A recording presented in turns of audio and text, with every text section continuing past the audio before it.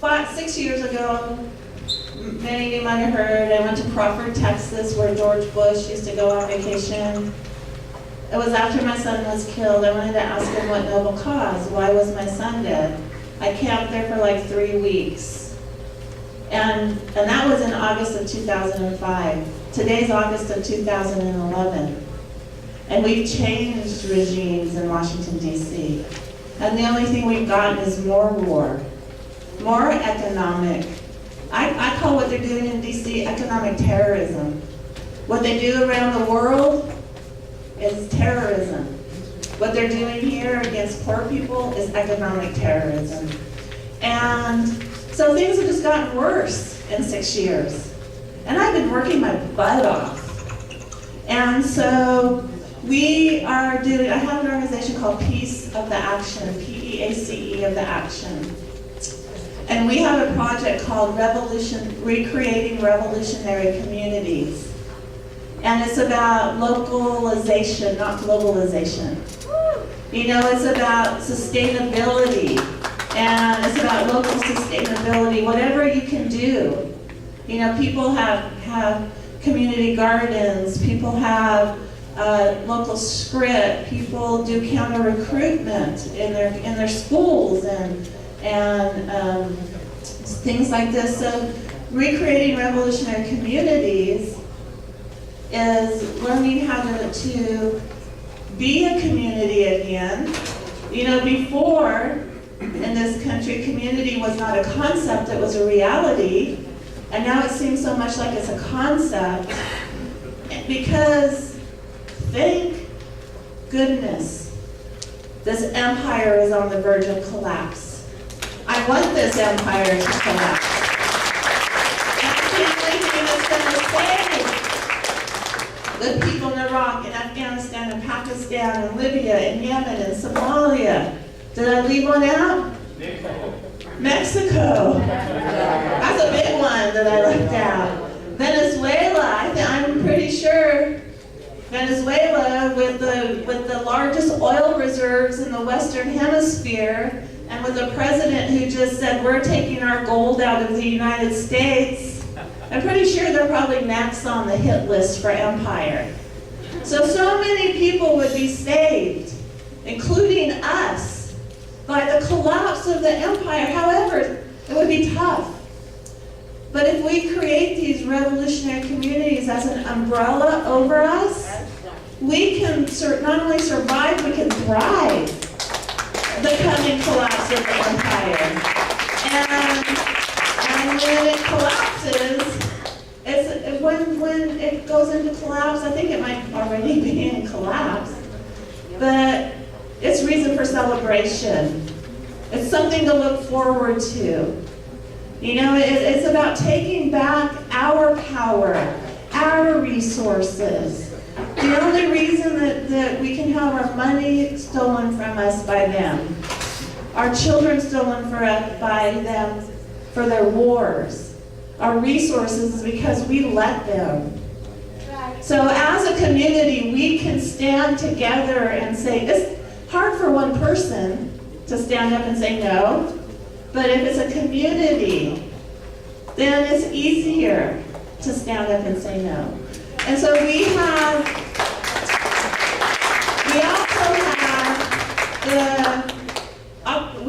the opportunity right now to not just be in local community, but connect all of these revolutionary communities together.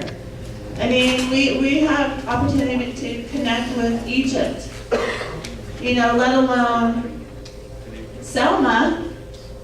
You know, we can be connected. I was just in Japan for 2 weeks doing anti-nuke stuff. And young people, you need to be calling for the dismantlement of nuclear power plants right now. You know, that is one of the most dangerous things in our society today is nuclear power, and also fossil fuel power. You know, a revolutionary community works together to create sustainable, green, renewable power. And and to help each other in this endeavor. So I was in Japan doing anti-nuke work. And the only way we can stop, these jackasses, I called them earlier, is by an international solidarity movement. There's like 7 billion of us and just a handful of them, but we let them literally get away with murder. You know what? They know it. They know that there's power in numbers, and they don't want us to gather in community. They don't want us to be in solidarity with each other. They want us to be fighting each other. We're supposed to hate people that aren't like us. And if we hate those people, then first of all, if they're in other countries, they could be killed. And secondly, if they're our neighbors, we won't start to talk about how crappy everything is. We can't foment revolution if we don't talk to each other. And that's what we need. Nothing's going to change by voting for president. I think local elections are real important. Community elections, elections in your workplace, and things like that. But does anybody need any more evidence that voting for president isn't going to change anything? Except for the worse. When Barack Obama said change you can believe in, nobody said, oh, excuse me, are you talking about good change or bad change? Because the crowd he runs with, the change has been good, but it's been awful for us. So nobody asked him to specify, please be specific about this change you're talking about, because so far it's been pretty disastrous. So I think our energy needs to be put into events like this and localization. And so that's what I'm doing. I also have a radio show called Cindy Sheehan's Soapbox, and it is the most militant, radical radio show ever in history, past, present, and future. So you can hear all of my archive shows at cindysheehansoapbox.com. So I have shows back to 2009. And if you want a left militant perspective on issues, then listen to Cindy Sheehan Soapbox. We always take the highest, but our issues are the highest good. We want people to stop being killed, whether it's, in our city or thousands of miles away. We want our neighbors to stop being targeted by the police, to stop being killed with impunity. And we also want our brothers and sisters in faraway lands to stop being killed with impunity. We not only want the worst to stop, we want the people from the top down held accountable for what they've done.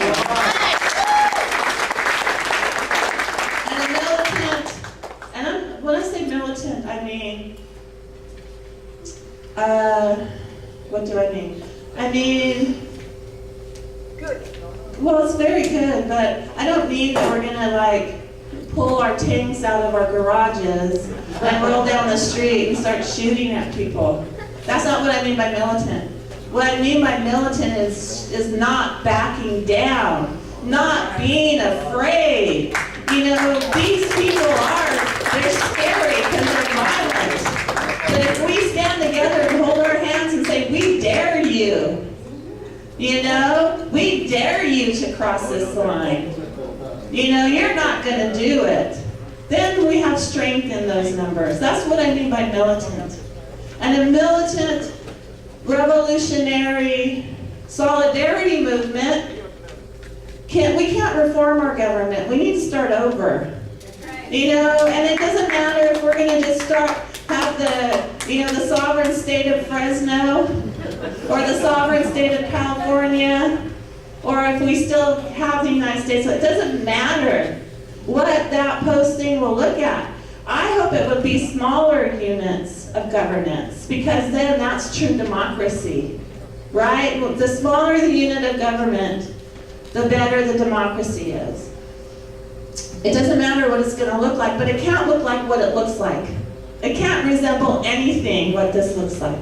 And when we have that government in place, those criminals will be held accountable. And that's the only way we're going to regain international standing, is by throwing Bush and all those guys in jail. I'm not going to go through a list.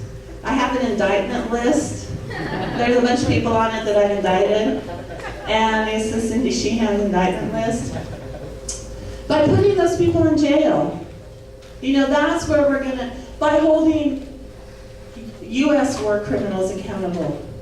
That's the only way we're going to gain national standing. Will this ever happen? You know what? If we don't try, it's not going to happen. But if we keep advocating for the greatest good, and that's the greatest good for humanity. It's not the greatest good for the white Christian Americans I'm talking about. It's the greatest good for everybody on this planet that we're advocating for. And who doesn't want that?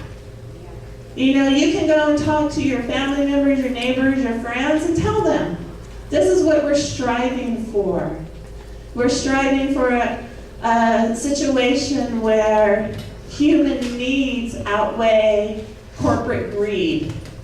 We're striving for a situation where it's people before profit, where it's income equality.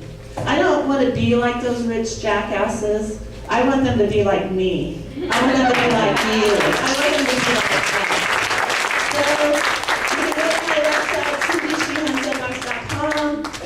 You can get a hold of me. You can join my email list.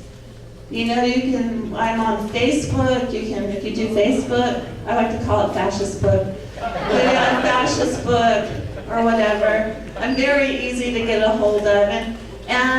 But we have to realize that activism isn't online, it's in the streets. So thank you.